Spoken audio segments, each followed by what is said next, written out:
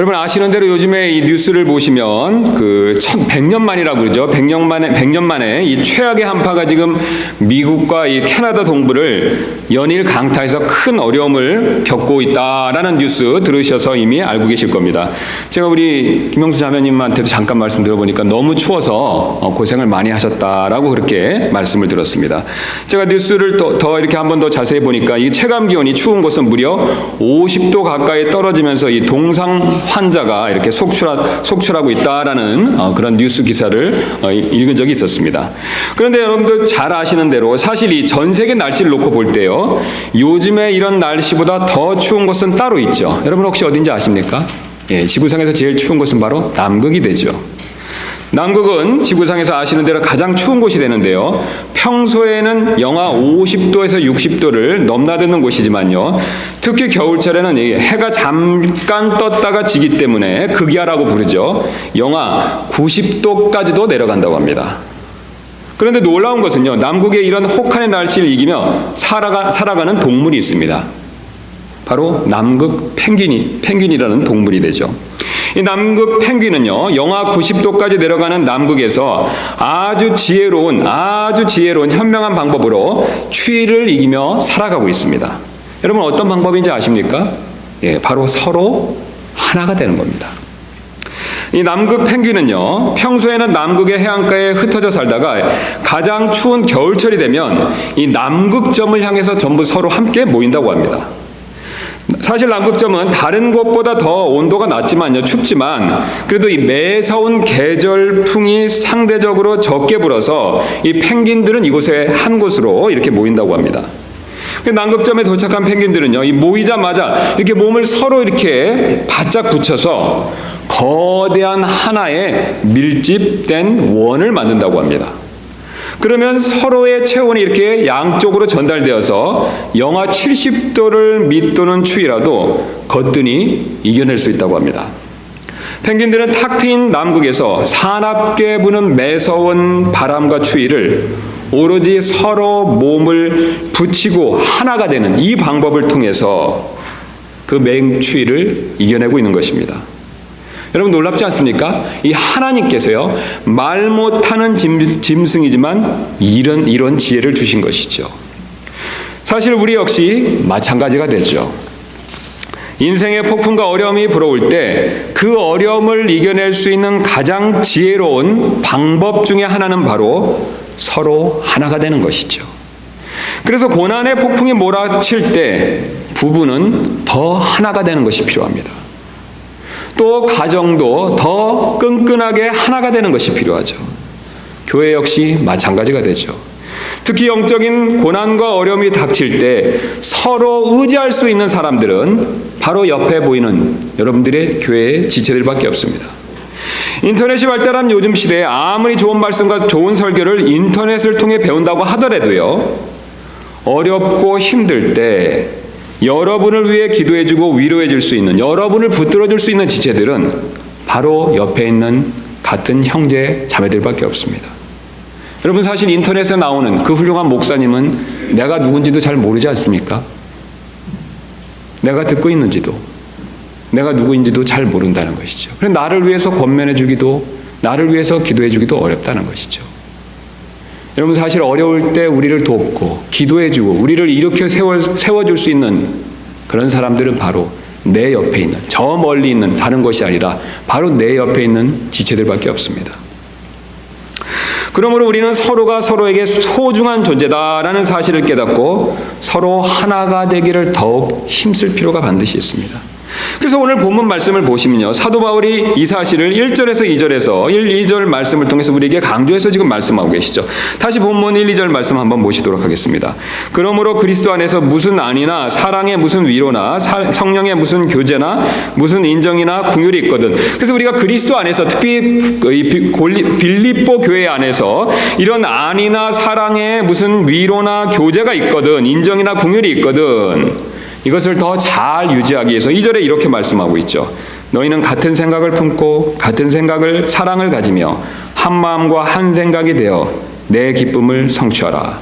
여러분 지금 바울이 무엇을 강조하는지 눈여겨보실 수 있지 않습니까? 바로 같은 생각, 같은 사랑, 한 마음, 한 생각. 그래서 같은이란 말을 2번 쓰고요. 그 다음에 한이란 말을 역시 2번 쓰고 있습니다. 아시는 대로 성경에서 같은 단어를 연거푸 2번 쓰면 어떤 뜻입니까? 무척 강조한다는 의미죠. 그래서 지금 사도 바울께서 우리에게 말씀하시는 바는요, 특별히 빌립보 교회에게 말씀하시는 바는요, 여러분 모두가 첫째도 한 마음, 둘째도 한 마음, 셋째도 한 마음, 오로지 한 마음을 품어 일심동체가 되십시오 라는 뜻으로 지금 말하고 있다는 것이죠. 이처럼 사도 바울은 우리가 하나가 될 것을 분명히 확실하게 촉구하고 있습니다. 자, 그렇다면 우리가 어떻게 해야 하나가 더 잘 될 수 있을까요? 사도 바울은 이어지는 구절에서 이에 대한 답을 우리에게 분명히 가르쳐주고 있죠. 밑에 3절 말씀 한번 보시도록 하겠습니다. 3절입니다. 어떤 일도 다툼이나 헛된 영광으로 하지 말고, 그 다음 뭐라고 말씀하고 계십니까? 오직 겸손한 생각으로 각각 자기보다 남을 더 낫게 여기며 겸손한 생각을 품어야 된다라는 생각을, 그 사실을 말씀해주고 있죠. 바로 겸손한 생각을 가지라라고 그렇게 우리에게 권면해주고 있습니다. 여러분 왜 그렇습니까? 우리가 사실 겸손의 반대가 무엇이 되죠? 교만이 되죠. 사실 우리가 겸손한 생각을 갖지 못하고 반대로 교만한 생각을 마음에 품고 있다면요, 결코 하나가 되기 어렵지요. 여러분 왜 그렇습니까? 이 교만은요, 그 열매로서, 그 결과로서 항상 분열과 갈등만을 낳을 수밖에 없기 때문에 그렇죠. 일례로 1970년에 미국의 달라스 지역에 있는 어떤 한 교회가 갈라지는 일이 벌어진 적이 있었다고 합니다. 그래서 이 교회의 분열이 얼마나 심각해졌는지 결국은 법정으로 가게 되었고요. 이 소식이 그 지역의 신문에도 나게 되는 일이 있었다고 합니다. 그래서 법정에서 양측은 교회 재산에 대한 소유권을 각각 주장하게 되었고, 이에 대한 판결을 내리기 위해서 판사는 도대체 왜 갈등이 교회에서 이렇게 시작되는지 그 이유를 조사하기 시작했습니다. 결국 이 교회의 갈등이 어디서부터 시작되었는지 그 이유를 알게 되었는데요. 그 이유는 다음과 같습니다. 어느 날 교회에서 이 식사 규제가 있었는데 그 교회 장로 한 분이 바로 자기 옆에 앉아있는 아이보다 더 작은 햄 조각을 받았다고 화가 나서 이때부터 교회 분열이 시작됐다고 합니다. 즉, 이 교회 장로님은 자신이 장로인데도 제대로 이 대접받지 못한다는 생각이 들었고, 이로 인해 불만을 품고 일이 시작이 돼서, 기점이 돼서 분열을 일으키는 그런 큰 일로 벌어졌다는 것이죠. 이처럼 교만이 원인이 되어서 교회에서 갈등을 일으키는 경우는 안타깝게도 사실 자주 있는 일이죠. 쉬운 예로 교회에서 이 내 성경 지식을 인정받으려고 하다 보면요, 필요 이상으로 논쟁이 생기죠. 여러분, 논쟁이 생기면 반드시 결과는 어떻게 됩니까? 분열과 갈등이 생길 수밖에 없습니다. 제가 목회자로서 지금까지 쭉 보아왔었을 때요, 이 교회에서 이 교리 논쟁을 일으키는 분들 치고요, 겸손한 분이 아무도 없습니다. 왜 그러냐면요, 항상 이 자기가 맞다는 것을 주장하려다가 논쟁을 일으키게 된다는 것이죠. 사실 자기가 믿는 것이요, 정말 진리라면 논쟁할 필요가 없습니다. 여러분 왜 그렇습니까? 이 진리는요, 하나님 말씀에서 나오는 참된 진리는요, 스스로 진리임을 입증하고 있기 때문에 그렇죠. 그래서 굳이 내가 변호하고 주장하지 않는다고 하더라도요, 특별한 경우 아니라면요, 그렇게 하지 않으려고 하더라도요, 진리는 사실 스스로를 변호하고 입증하게 됩니다. 그래서 우리가 온유한 마음으로 성경 말씀을 간단하게 믿으면서 이렇게 전하더라도 분명히 역사하신다는 거죠. 그 진리는 스스로를 입증한다는 것이죠. 여러분 왜 그렇습니까? 구원받은 자 안에는요, 누가 계십니까? 성령님이 계시죠. 진리의 영이 계십니다. 진리는요, 우리의 변호와 우리의 변증이 어떨 때는 필요 없을 때가 있다는 것이죠. 오히려 진리 대신 이 자기를 주장하기 때문에 논쟁이 대부분 생긴다는 것이죠. 즉, 그 진리가 아니라 그 진리를 믿는 이 자기를 주장하고 자기를 드러내기 때문에 논쟁이 생길 수 있다라는 뜻이 됩니다. 바울은 그런 사람의 모습에 대해서 이렇게 경고한 적이 있습니다. 디모데전서 6장인데요. 그는 교만하여 아무것도 알지 못하고 오히려 논쟁과 말다툼을 좋아하는 자니라. 이로써 시기와 다툼과 욕설과 악한 추측이 생기며. 또한 교회 내에서요, 내 은사를 누가 인정해주지 않으면 역시 미운 마음이 들어, 나도 모르게 그런 마음이 들어서 다른 사람과 어떻습니까? 갈등이 생길 수밖에 없죠. 여러분, 하나님께서 이 교회의 각각의 지체들에게 은사를 주신 목적은 무엇입니까? 교회를 세우기 위해서죠. 여러분 이 사실을 믿으시죠? 고린도 교회를 예를 들어 보도록 하겠습니다. 이 고린도 교회는요, 배우지 않아도 외국어를 할 줄 아는 그런 특별한 은사를 받은 사람들이 참 많았죠. 예. 여러분 얼마나 좋겠습니까? 안 배운데도 외국어를 술술하고 2개, 3개 이상 한다. 참 좋겠죠. 그런데 만약에 이 고린도 교회 성도들이요, 자랑 삼아서 예배 시간에 아무 때나 막 외국어를 말한다면 어떻습니까? 아무도 칭찬을 해주지 않겠죠. 예배 드리는데 갑자기 중국말로, 여기는 뭐 우리 중국분이 아니고 막 이스라엘 말로 찬양을 했다, 러시아 말로 찬양했다. 어떻습니까? 예배에 하나가 되는데 방해가 된다는 것이죠. 칭찬받을 일이 못 된다는 겁니다. 오히려 그런 행동으로 인해서 갈등이 생길 수밖에 없죠. 자기 은사를 드러내고 그것을 자랑하려고 하다 보면요, 오히려 갈등이 일어난다는 것이죠. 여러분 다른 은사도 마찬가지가 됩니다. 쉬운 예로요, 음악의 은사가 있다면요, 내가 가진 그 음악의 은사를 자랑하려다 보면 어떻습니까? 자기 주장이 나도 모르게 나오게 돼 있습니다. 우리는 죄성을 가진 사람이기 때문에 그렇게 특별히 조심하지 않는 한 내 은사를 자랑하려는 그런 마음이 있다는 것이죠. 자기 자랑은 결국 마찰을 불러일으킬 수밖에 없습니다. 사실 주님께서 은사를 주신 목적은요, 서로를 세워주라고 주신 것이죠. 그 은사 때문에 서로 싸우고 분열을 일으키라고 그렇게 주신 것은 아니지 않습니까? 봉사일도 마찬가지가 됩니다. 내 방법이 최고고 내 제안이 항상 맞다라고 그렇게 생각하고 있다면요, 결국은 다른 사람과 쉽게 부딪힐 수밖에 없죠. 이처럼 교만은요, 갈등과 분열의 원인이 됩니다. 그래서 성경은 이렇게 여러 구절에서 경고하는데요. 잠언 13장 10절입니다. 오직 교만에 의해서 다툼이 생기나 좋은 충고를 받는 자에게는 지혜가 있느니라. 잠언 28장 25절입니다. 마음이 교만한 자는 다툼을 일으키거니와 주를 신뢰하는 자는 기름지게 되리라. 두 말씀 다 바로 갈등과 다툼의 원인은 교만이다라는 사실을 분명히 우리에게 가르쳐주고 계시죠. 이처럼 교만은 분열과 갈등을 필연적으로 일으킬 수밖에 없기 때문에 사실 교회 내에서 하나가 되는 일을 어렵게 만들죠. 교회뿐만은 아닙니다. 가정에서, 심지어는 우리가 직장에서도 마찬가지가 되죠. 그러나 여러분, 우리가 지난 시간에 배운 것처럼 이런 교만은요, 우리의 옛사람의 생각이죠. 지난 시간에 사도 바울께서는요, 우리에게 이런 교만과 같은 옛생각은 버려야 된다라는 사실을 우리에게 분명히 말씀해 주신 적이 있죠. 오히려 우리는 이런 교만이라는 옛생각을 버리고요, 겸손이라는 새로운 생각을 반드시 가질 필요가 있습니다. 여러분, 지금은 분명히 마지막 때이지 않습니까? 그 근거로 우리가 디모데후서 3장 2절 말씀을 보시면 그 마지막 때의 징조로서, 표적으로서 이 자랑과 교만이 넘쳐날 것이다 라고 말씀하셨는데, 그런 증상이, 그런 징조가 농후하지 않습니까? 요즘 세상에는.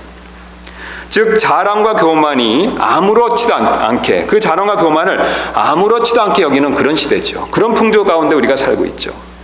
그러나 우리는 로마서 12장 2절 말씀처럼요, 이 세상에, 이런 세상의 풍조에 동화되지 말고요, 오직 우리 생각을 새롭게 함으로 변화를 받을 필요가 반드시 있습니다. 즉 자랑과 교만이라는 이런 세상 생각들을 우리는 과감하게 버리고요, 그리스도 안에서 겸손이라는 주님이 주시는 이런 새로운 생각을 분명히 반드시 가질 필요가 있습니다. 그래서 바울은 이어지는 5절에서 이렇게 말씀하지 않습니까? 우리 2장 5절 말씀 다시 한번 보도록 하겠습니다. 우리 중요한 말씀이기 때문에 다 같이 한번 큰 목소리로 같이 한번 받들어 읽도록 하겠습니다. 시작. 너희 안에 이 생각을 품을지니 그것은 그리스도 예수님 안에도 있던 생각이라. 자, 그럼 이 생각이 무엇이 되겠습니까? 바로 이어지는 9절에서 바울은 이것이 바로 그리스도께서 우리를 보여주신 겸손이다라는 것을 이어서 소개하고 있죠. 6절부터 8절 내용을 통해서 쭉 자세히 설명하는데요, 제가 6절부터 이 8절 말씀을 한번 받들어 읽도록 하겠습니다. 그분은 하나님의 형체로 계심으로 하나님과 동등함을 강탈로 여기지 아니하셨으나 스스로 무명한 자가 되사 자기 위에 종의 형체를 취하시고 사람들의 모습이 되셨으며 사람의 모양으로 나타나사, 그 다음에 뭐라고 말씀하고 계십니까?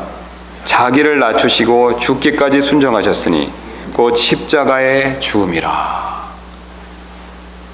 죽기까지 자기를 낮추신, 그 전에 사람이 되신 바로 그분의 겸손을 우리에게 분명히 보여주고 있죠. 우리는 예수 그리스도의 겸손을 더 자세히 분명하게 이해하기 위해서 사실 루시퍼와 이 루시퍼의 모습과 함께 살펴볼 필요가 있습니다. 여러분 왜 그렇습니까? 예수님과 루시퍼는요 완전히 정반대지 않습니까? 우리 예수님은 이 세상에 있는 사람 그 누구보다도 가장 겸손한 분이시죠. 여러분 이 사실 믿으시지요? 이 세상에 있는 어떤 종교인들보다, 이 세상에 있는 그 어떤 선한 사람보다 가장 겸손한 분이십니다. 하나님이셨을 뿐만 아니라 참 사람이신데 사람 가운데서도 가장 겸손한 분이시죠. 반면 루시퍼는 어떻습니까? 이 세상에서 아시는 대로 가장 교만한 존재이죠. 그래서 우리가 양쪽을 비교해 보면요, 이 교만과 겸손의 차이를 확연히 구별할 수가 있습니다.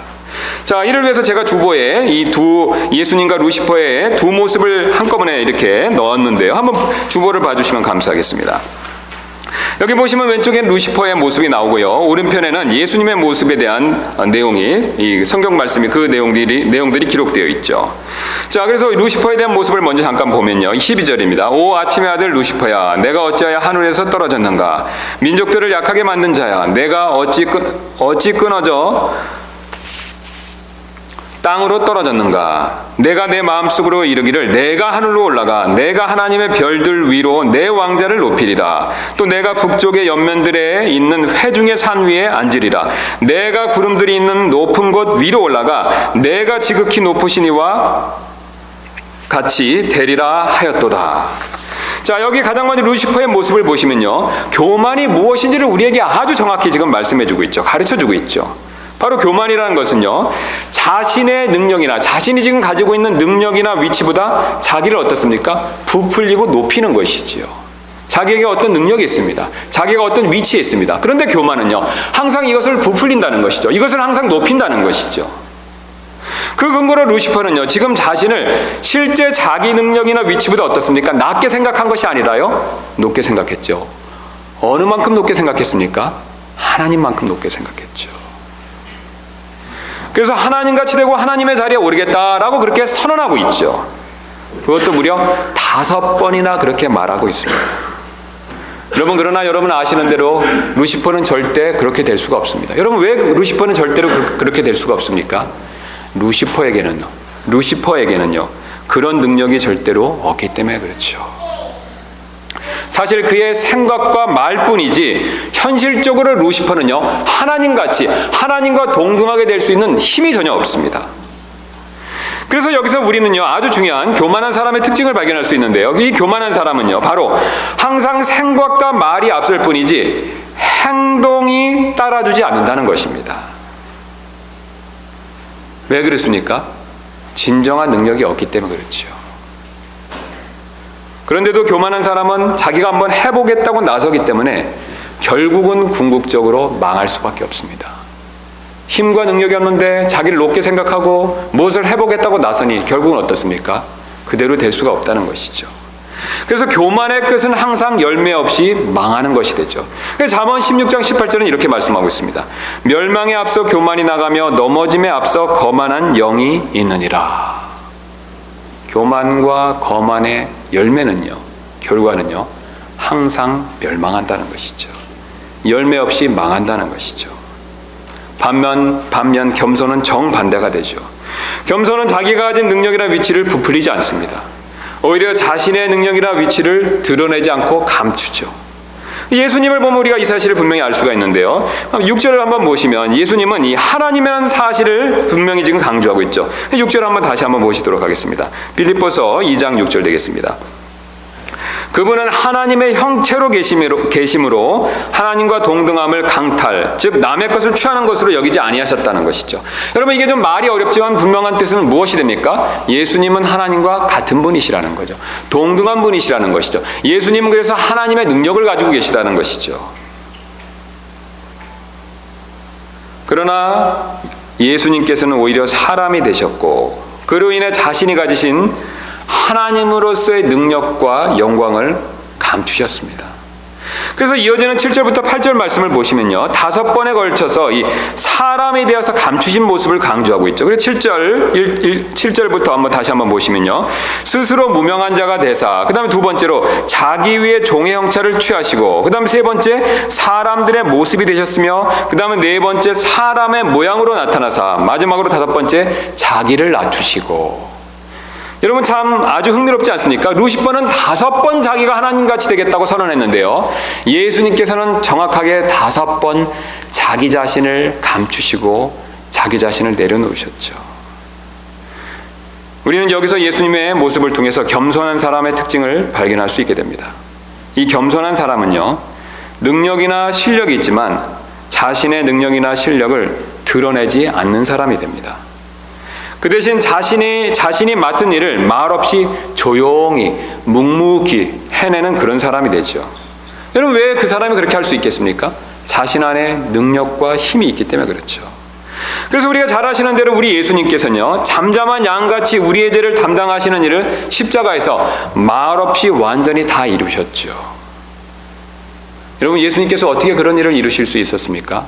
예수님은 하나님으로서 우리 인류의 모든 죄를 다 담당하신 것이죠. 바로 하나님의 권능과 능력으로서 우리의 모든 죄를 다 담당하신 것이죠.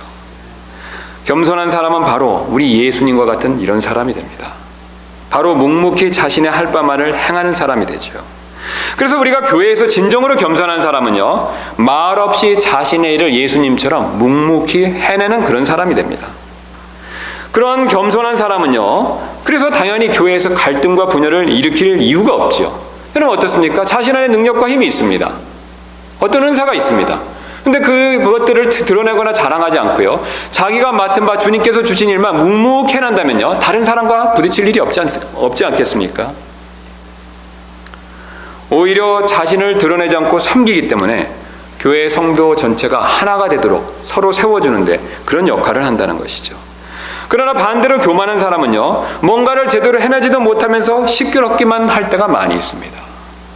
왜냐하면 자기 능력과 위치보다 자기를 높이 두기 때문에 필요 이상의 자기 자랑이 있고요, 말이 있고 비판과 판단이 생기죠. 그럼 결국 갈등과 분열을 일으킬 수밖에 없다는 것이죠. 여러분 흥미로운 사실은 루시퍼는요, 5번 생각과 말뿐이었습니다. 그는 다시 한번 보시면요, 12절에 오 아침의 아들 루시퍼야, 내가 어찌 하늘에서 떨어졌는가? 민족들을 약하게 만든 자야, 내가 끊어져서 땅으로 떨어졌는가? 내가 내 마음속으로 이르기를. 루시퍼는 하나님의 그 높은 보좌에 올라가는 일을 시작조차도 못했다는 것이죠. 그는 단지 마음속에 이렇게 생각을 품고요, 말밖에 하지 못했다는 겁니다. 교만은 사실 허구입니다. 왜냐하면 실제 해낼 능력이 없기 때문에 그렇다는 것이죠. 그러나 정반대 오늘 오른쪽에 있는 이 빌립보서에 나오는 예수님은요, 한마디 말씀이 없으시고요, 5번에 걸쳐서 스스로를 낮추시고 비우시고 감추시는 사람이 되시면서 우리의 죄를 위해서 스스로 겸손하게 되시는 그런 행동을 보여주셨다는 것이죠. 루시퍼는 5번 마음속에 생각을 품고 말을 했지만요, 예수님은 반대로 5번 말 없이 행동으로 보여주셨다는 것이죠. 여러분 이뿐만이 아닙니다. 오늘 루시퍼와 예수님을 비교해보면요, 이 교만과 겸손의 뿌리가 또 역시 서로 완전히 다르다라는 사실을 우리는 분명히 배울 수가 있습니다. 이 루시퍼를 보면요, 교만의 뿌리는 바로 이 자기 자랑이다라는 사실을 분명히 알 수 있죠. 그 근거로 오늘 루시퍼는요, 5번에 걸쳐서 내가라는 말을 사용하고 있습니다. 거기 제가 밑줄 그어놓은 걸 보시면 내가 자기를 무려 5번 강조하고 있죠. 즉 자신이 하나님처럼 높아지려는 그 교만한 마음이 바로 자기를 높이려는 자기 자신으로부터 출발했다라는 사실을 분명히 보여주고 있습니다. 지금 루시퍼는요, 완전히 자기중심적이고 자기밖에 모르는 그런 마음 상태에 빠져 있는 것이죠.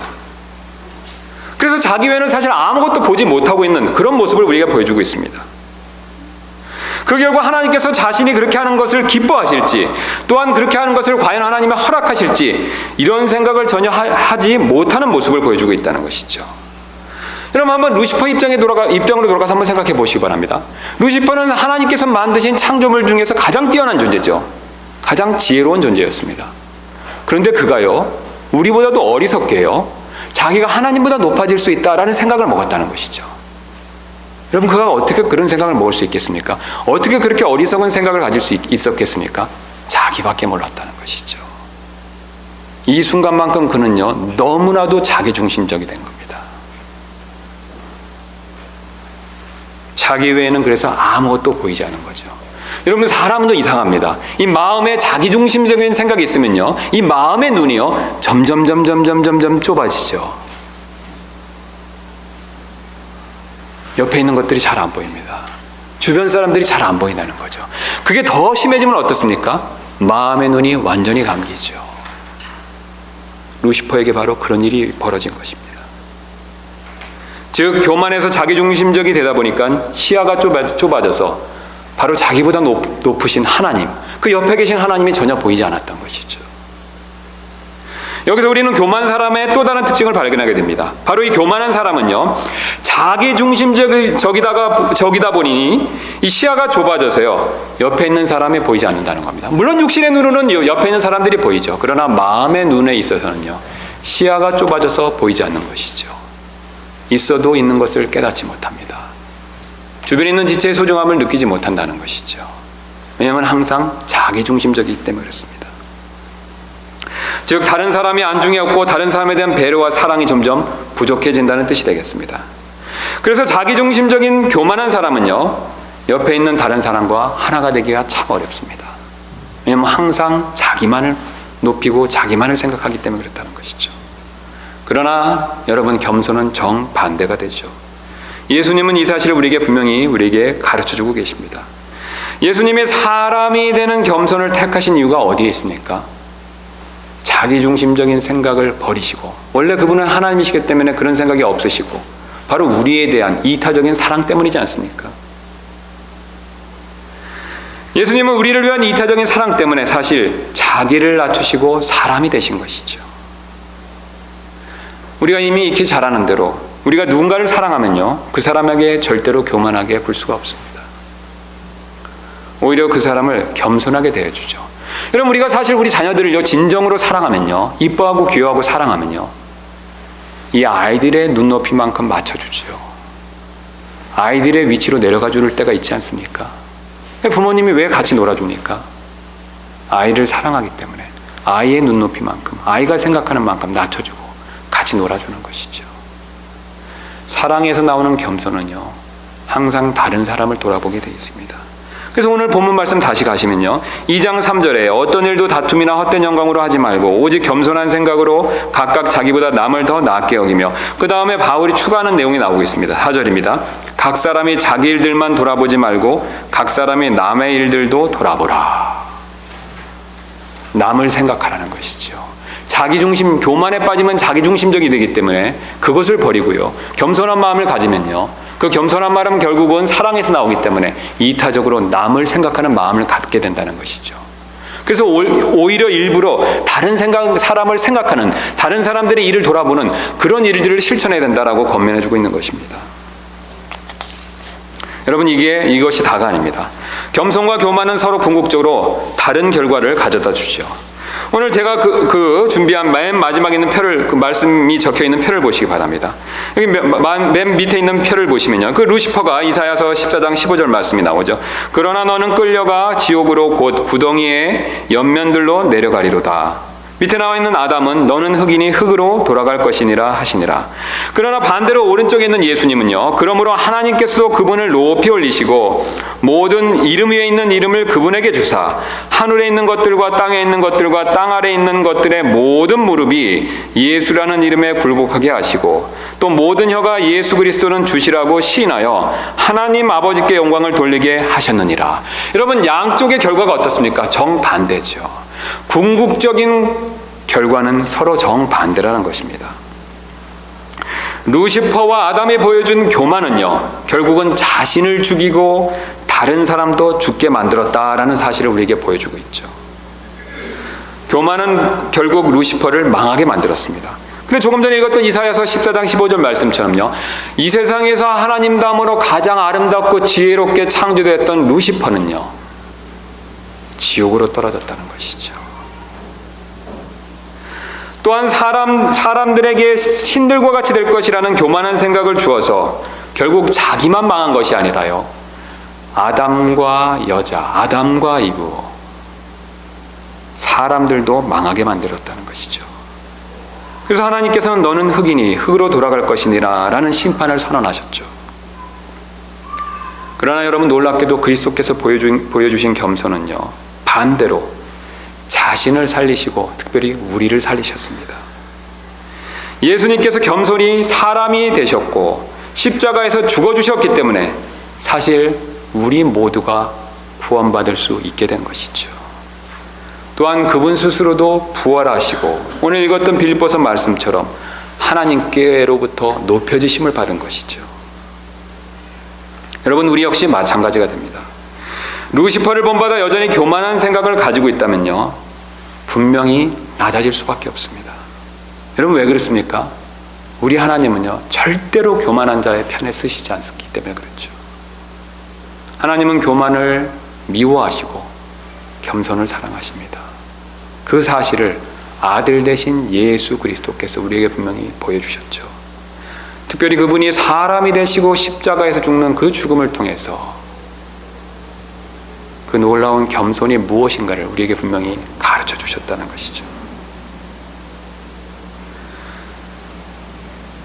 그러나 우리가 이런 예수님을 본받아 겸손한 생각을 갖게 된다면요, 주님께서는 오늘 예수님을 높여주셨던 것처럼 또 하나님이 아시는 가장 알맞은 때 우리 자신들 역시 분명히 높여주실 것입니다. 그래서 야고보서 4장 10절은 이렇게 말씀하고 계십니다. 주의 눈앞에 스스로 겸손하라. 그리하면 그분께서 너희를 높이시리라. 우리는 지금까지 겸손과 교만에 대해서 살펴보았습니다. 사실 이 높아지려는 것 자체가 나쁜 것은 아닙니다. 여러분, 왜 그렇습니까? 이 하나님께서는요, 궁극적으로 우리를 만드신 목적은요, 우리를 높여주시기 위해서입니다. 여러분, 이 사실 믿으십니까? 예, 우리를 사실 구원해 주시고 하나님께서는 부활시켜 주시고 하나님의 아들 삼으시는 것을 통해서 무엇을 주십니까? 큰 영광을 주기를 원하시죠. 아까 조금 전에 읽었던 야고보서 4장 10절 말씀처럼 우리가 스스로 겸손하면요, 그분께서 우리를 반드시 높이실 것을 약속하고 계십니다. 그런데 문제는요, 바로 순서에 있습니다. 하나님께서는 먼저 우리가 스스로를 낮춰야 그 다음에 높여주시는 이런 원칙과 원리를 분명히 정하셨다는 것이죠. 여기는 예외가 없습니다. 그래서 심지어는 자신의 아들이신 예수 그리스도조차도요, 이 원리와 원칙과 순서에 따라 순종하신 것이죠. 예수님은 높임을 받기 전에 그 전에 분명히 스스로 낮춰지는 그런 순서에 맞춰서 순종하셨다는 것이죠. 그러나 마귀와 아담은 하나님께서 정해놓으신 이 순서에 순종하지 않았죠. 먼저 낮아지려는 일 없이요, 높아지려는 그런 시도를 한 것이죠. 그래서 제가 거기에 표에 잠깐 그려놓은 화살표 모양을 봐주시기 바랍니다. 예수님께서는 어떻습니까? 먼저 낮아지시는 걸 통해서 그 순서에 맞춰서 하나님께서 그를 높이셨죠. 그러나 루시퍼와 아담은 어떻습니까? 먼저 높아지려고 했기 때문에 낮아질 수밖에 없었다는 것이죠. 낮아지는 일 없이는요, 높여지는 일이 있을 수 없습니다. 이것은 하나님께서 절대적으로 정해놓으신 원리와 원칙이 됩니다. 이 원리는 세상 사람들조차도 분명히 알고 있죠. 우리가 인생을 오래 사신 우리 분들은 이것을 경험적으로 잘 아실 겁니다. 높여지는 일이 있기 전에요, 반드시 낮아지고 겸손해지는 일이 필요하다는 거죠. 우리가 참 신기하게도 이 산을 보면 그렇지 않습니까? 산은 골짜기가 있고요, 계곡이 있습니다. 산등성이가 있고 밑으로 내려가는 계곡이 있다는 것이죠. 낮아지는 것이 있어야 그 다음에 높아지는 것이 있다는 것이죠. 이 순서와 원칙은 아무도 어길 수가 없습니다. 그래서 사실 교만의 무서움은요, 교만 그 자체만 있는 것이 아닙니다. 교만 그 자체도 분명히 문제가 있지만요, 교만은 이런 순서를 따르려고 하지 않기 때문에 더 큰 문제가 된다는 것이죠. 우리가 분명히 오늘 이 말씀을 그대로 믿는다면요, 우리가 주님께서 주신 이 새로운 생각, 그리스도 예수 안에 있었던 이 생각 우리가 분명히 우리 마음에 받아들이시기를 원하신다면요, 우리는 사실 먼저 우리 스스로를 낮출 필요가 있습니다. 주님 앞에 낮출 필요가 있고요. 교회 안에 있는 같은 지체들끼리 서로에 대해서 서로를 낮출 필요가 있습니다. 우리가 서로 낮출 때 주님께서는 우리를 더 하나가 되게 만드시고 또 우리를 분명히 더 세워주실 것입니다. 여러분, 가정에서 더 인정받기를 원하십니까? 또한 직장에서 더 높여지기를 원하십니까? 또 우리 교회가 하나가 되기를 더 원하십니까? 그렇다면 오늘 예수님께서 그것에 대한 진정한 본보기와 답을 가르쳐 주셨습니다. 바로 겸손해지는 것이죠. 여러분, 이 겸손의 출발은 어디에 있습니까? 우리의 마음에 있습니다. 우리의 생각에 있다는 것이죠. 교만은요, 옛사람의 생각입니다.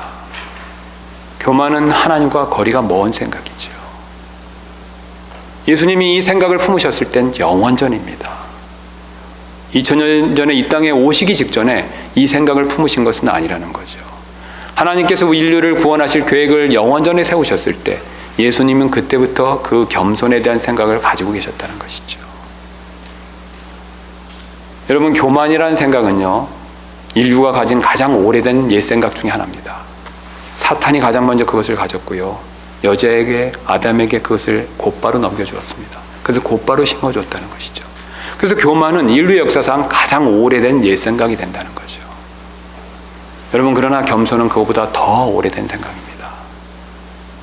바로 영원하신 아들 예수 그리스도, 그분의 마음 안에 있었던 생각이라는 것이죠. 자기 자신을 위해서가 아니라 하나님께 영광을 돌리기 위해서, 또한 특별히 우리를 위해서 주님은 그 생각을 품으셨다는 것이죠.